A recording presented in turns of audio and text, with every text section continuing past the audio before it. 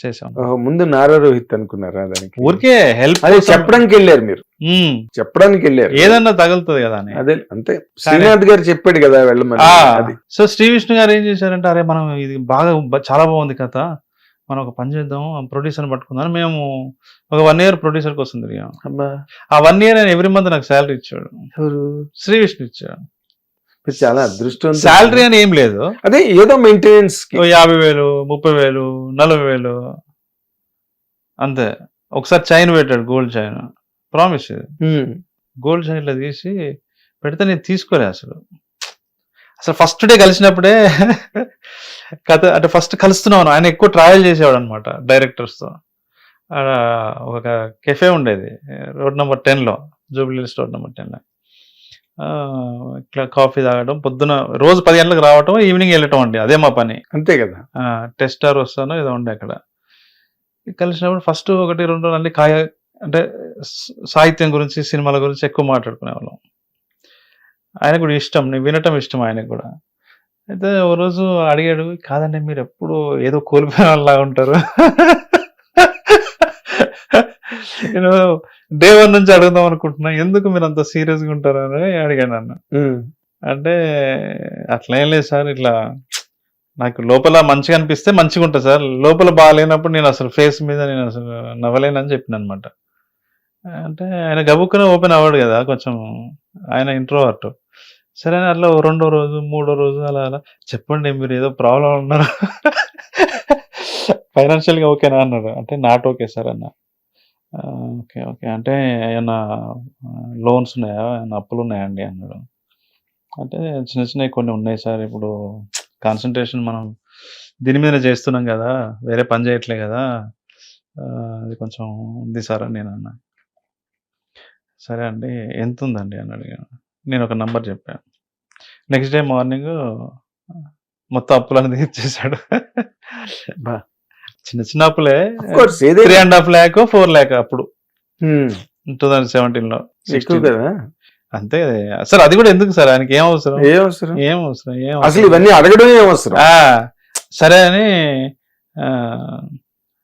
ఎంత ఉందండి అంటే 3.5 lakh ఏదో ఉంది సార్ అన్న. మీరు టెన్షన్ పడకండి, మనం ఈ సినిమా మీద కాన్సన్ట్రేట్ చేయండి, ప్రొడ్యూసర్ నేను పట్టుకొస్తా అని చెప్పి, అంటే నెక్స్ట్ డే మార్నింగ్ తీసుకొని క్లియర్ చేసేసారు. చేసిన తర్వాత చాలా మంది దగ్గర తిరిగాము ప్రొడ్యూసర్ దగ్గర. ఒక ప్రొడ్యూసరు చేస్తున్నామని 2-3 నెలలు ఎంటర్టైన్ చేశాడు. ఎంటర్టైన్ చేసిన తర్వాత తీరే టైంకి రేపు ఎల్లుండి ఆఫీసు అది ఇది అంటున్నాడు, కానీ అవ్వట్లే. ఓ రోజు ఫోన్ చేసి మీరు చేస్తారా చేయరా ఏదో ఒకటి చెప్పండి అని రోహిత్ సార్ అడిగేశాడు ఆయనని. మీరు చేస్తా అంటే వేణు వెయిట్ చేస్తాడు, విష్ణు వెయిట్ చేస్తాడు, మీరు చేయను అంటే వాళ్ళ జాగా వాళ్ళు ఏదో చూసుకుంటూ ఉన్నారు. అంటే సరే నేను ఇప్పుడు వేణుకు ఫోన్ చేస్తాను, నాకు ఫోన్ చేశాడు. అప్పటి వరకు నా స్క్రిప్ట్ బాగుంది, మా అబ్బాయికి పంపించిన అనేవాడు, అతను కూడా బాగుంది అన్నారు అని చెప్పేవారు. ఆ రోజు నేను అంటే ఇగో ఫైనల్గా నాకు రోహిత్ సార్ ఫోన్ చేశారు, ఫైనల్గా నేను ఈరోజు డిసిషన్ తీసుకుంటున్నాను, కానీ నువ్వు ఒక మనిషికి కథ చెప్పాలి అన్నాడు అన్నట్టు. అమ్మ మళ్ళీ మొదటికి వచ్చిందని అనుకున్నా నేను. అప్పటికే 3 నెలలు అయిపోయింది. అది వాళ్ళు ఇంకెవరిని ఇన్వెస్టర్లను పట్టుకోవడం. ఇన్వెస్టర్లు ఏం కాదు, ఒక రైటర్ని, ఒక పాపులర్ రైటర్ని, అతను ఒప్పుకోవాలి. అతను ఓకే అంటే అని అతను ఎవరు, ఆ టెన్షన్ మాకు. నేను రోహిత్ గారికి ఫోన్ చేసి ఇట్లా ఎవరికో చెప్పమంటున్నాడు సార్ అంటే, సరే లాస్ట్ అండ్ ఫైనల్ చెప్పిరాపో అన్నాడు అన్నట్టు. ఆ రోజు ఆదివారము, చాలా ఎండ ఉంది, ఇక వెతుక్కుంటూ మణికొండకి వెళ్ళంగానే అతను ఎవరైనా అర్థమైంది నాకు, అమ్మ ఇది అయిపోయిందిరా, బిస్కెట్ అయింది మనకి. వీళ్ళు మంచి కమర్షియల్ రైటర్లు, కష్టం అని కథ చెప్పాను. నీది నాదే కథ, కథ బాగుంది, ఇది నవలకి దానికి పనికొస్తుంది, సినిమాకి పనికిరాదు, నీ కెరీర్ కూడా బాగుండదు, ఎందుకు అది ఇది అని అన్నాడు. మొత్తం జారిపోయి అసలు గుండెలు ఇట్లా. అంతే కదా, అసలు ఏం అర్థం కాలే. ఎవరా కమర్షియల్ రైటర్? అమ్మాయి వద్దులేండి సార్, ఇప్పుడు మంచి తర్వాత చెప్తాను. డైరెక్టర్ కదా, రైటర్ అదే కమర్షియల్ రైటర్.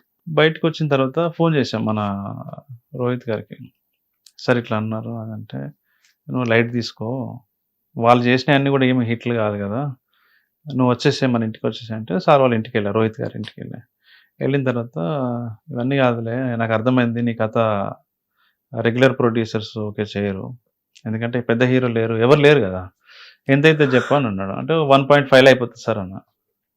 పక్కా అయిపోతుందా, మళ్ళీ మనం ఇరుక్కుంటాం అన్నాడు. విష్ణు గారు కూడా అయిపోతుంది 1.5 అన్నాడు. మేము 80 lakhs చేసాం దాన్ని. నీది నాది ఒకే కథ. అది అందరికి తెలిసిన విషయం. దాని నుంచి నాకు ఎంత పేరు వచ్చింది, మంచి మైలేజ్ వచ్చింది బాగా బాగా. మిమ్మల్ని చాలా మంది నీది నాది ఒకే కథ వేణు అంటారు సార్.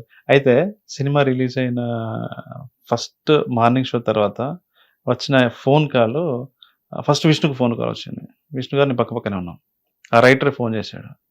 ఫోన్ చేసి అబ్బా ఏం సినిమా తీశారు, ఏం సినిమా అండి, ఎంత హానెస్ట్గా ఉంది, ఆ డైరెక్టర్ ఎవరు కానీ చాలా బాగా చేశారు. ఈయన షాక్ అవుతున్నాడు. ఈయన విష్ణు పక్కనే ఉన్నారండి, మాట్లాడండి అంటే నేను సార్ అన్నాను.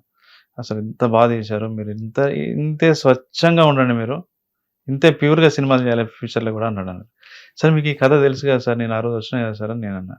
ఆయన షాక్ అయ్యాడు. అరే అప్పుడు అలా లేదే అన్నాడు.